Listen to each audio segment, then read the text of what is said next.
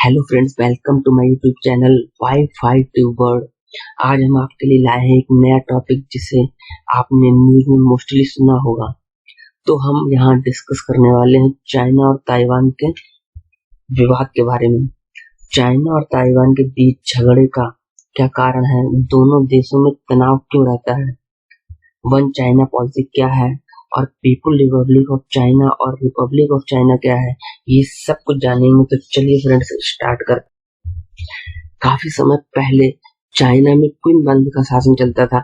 इस वंश के राजा और उनकी युद्ध नीति थोड़ी कमजोर थी और इसी कमजोरी का फायदा जापान ने उठाया और अचानक चाइना पर हमला कर दिया और हमला करके एक एरिया अपने कब्जे में ले लिया जिसे हम कोरिया के नाम से आज जानते हैं, और साथ में ही समुद्री तट पर भी कब्जा कर लिया।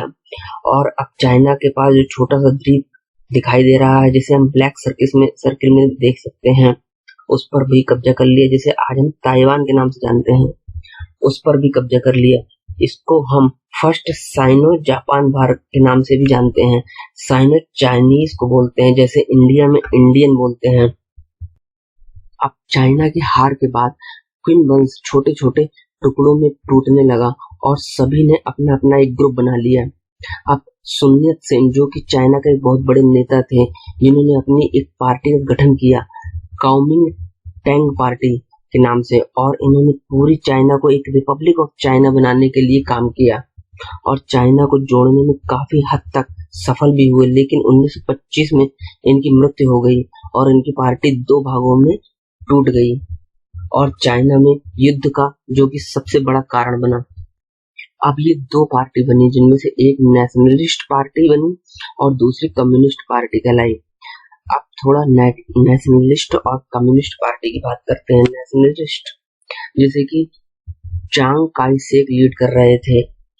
नेशनलिस्ट पार्टी का कहना था कि सबका साथ सबका विकास, मतलब कि जनता को अपने अधिकार मिलने चाहिए और देश का शासन जनता के द्वारा चुना जाना चाहिए, या यूं कहें कि पार्टी लोकतंत्र के पक्ष में थी। जबकि कम्युनिस्ट पार्टी का कहना बिल्कुल अपोजिट था कि जनता को कोई भी अधिकार नहीं मिलने चाहिए, ये हम डिसाइड करेंगे कि किसको क्या अधिकार देने हैं, और कुछ लोगों का एक संगठन होगा और वही डिसाइड करेगा कि हमारा शासक कौन होगा। इसका मतलब कि ये पार्टी एक तानाशाही, जिसे हम डिक्टेटरशिप भी कहते हैं, के फेवर में थी। चांग काई शेक नेशनलिस्ट पार्टी के लीडर थे और माओ जेडोंग कम्युनिस्ट पार्टी के लीडर थे।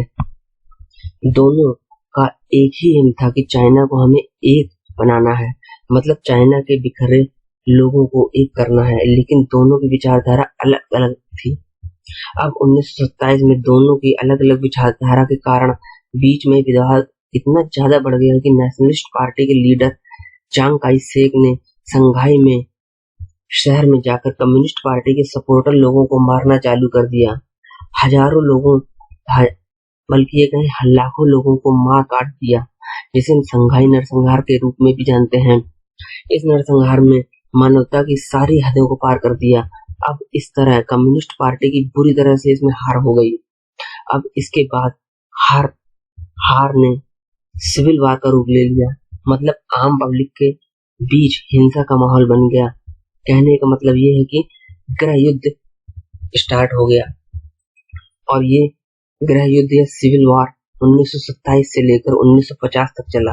अब इस गृह युद्ध का फायदा जापान ने उठाया। अब जापान ने एक बार फिर चाइना पर हमला करके चाइना के मंचूरिया इलाके पर अपना कब्जा कर लिया। अब नेशनलिस्ट और कम्युनिस्ट पार्टी दोनों को आपस में लड़ने की बजाय ये फैसला किया दोनों ने कि हम मिलकर जापान को हराएंगे, नहीं तो जापान पूरे चाइना को खत्म कर देगा। लेकिन ये दोनों पार्टी मिलकर भी जापान को हरा नहीं पाई और इन पर भारी पड़ने लगी।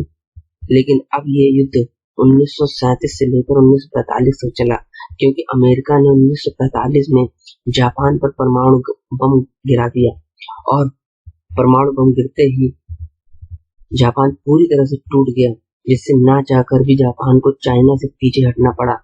अब जापान को इतनी बड़ा नुकसान झेलने के बाद ताइवान वाला एरिया भी छोड़ना पड़ा। अब चाइना पर फिर से नेशनलिस्ट और कम्युनिस्ट वालों का कब्जा हो गया। अब कम्युनिस्ट पार्टी वालों ने रशिया से हेल्प मांगी, क्योंकि रशिया और कम्युनिस्ट पार्टी दोनों की विचारधारा सेम थी। तो रशिया की मदद से कम्युनिस्ट पार्टी ने नेशनलिस्ट पार्टी के लोगों पर हमला कर दिया और उनको मारना शुरू कर दिया, और ये 3 साल तक चलता रहा। और नेशनलिस्ट पार्टी के लोग चाइना के एक छोटे से एरिया में सिमट कर रह गए। चाइना के लगभग सारे एरिया पर कम्युनिस्ट ने कब्जा कर लिया और 1949 में चाइना को एक कम्युनिस्ट देश घोषित कर दिया। अब नेशनलिस्ट पार्टी के लोग, जो कि संख्या में काफी कम रह गए थे, लगभग 15 से 20 लाख, तो ये सब चाइना छोड़कर धीरे धीरे पास के एक द्वीप में जाके बसने लगे, जिसे आज हम ताइवान कहते हैं। अब 1950 तक ये सारे नेशनलिस्ट पार्टी के समर्थक ताइवान में जाकर बस गए। अब ये पार्टी ने खुद को रिपब्लिक ऑफ चाइना घोषित कर दिया। अब इनका कहना ये था कि हम ही ओरिजिनल चाइना है, और चाइना मेन जो चाइना लैंड था, उनका कहना था कि हम पीपल रिपब्लिक ऑफ चाइना है और हम ही ओरिजिनल चाइना है। अब ये इनका कहना था कि वन चाइना पॉलिसी ही यहाँ पर लागू होगी और हम ही ओरिजिनल चाइना है, और जो नेशनलिस्ट जो कि ताइवान में बसे हैं वो हमारा ही पार्ट है और हम एक दिन उनको साथ में लाएंगे। उधर ताइवान वालों का भी सेम यही कहना था कि यहाँ पर वन चाइना पॉलिसी लगेगी।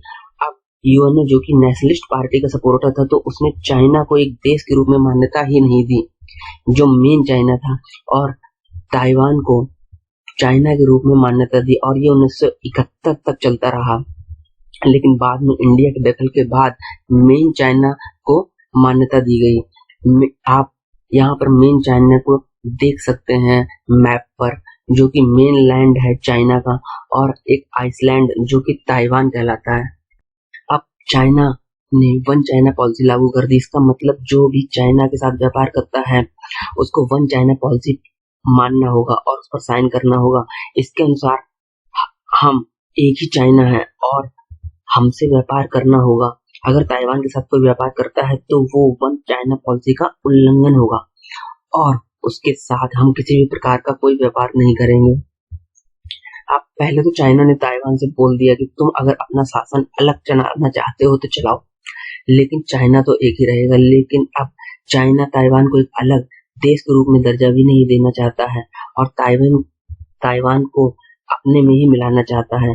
दोस्तों, अब इस चाइना का हौसला इसलिए भी बढ़ गया कि जैसे कि रशिया ने जब यूक्रेन पर हमला कर दिया, जो कि पहले रशिया का ही पार्ट था, उसी तरह से चाइना भी ताइवान पर हमला करके उसको अपने कंट्रोल में लेना चाहता है।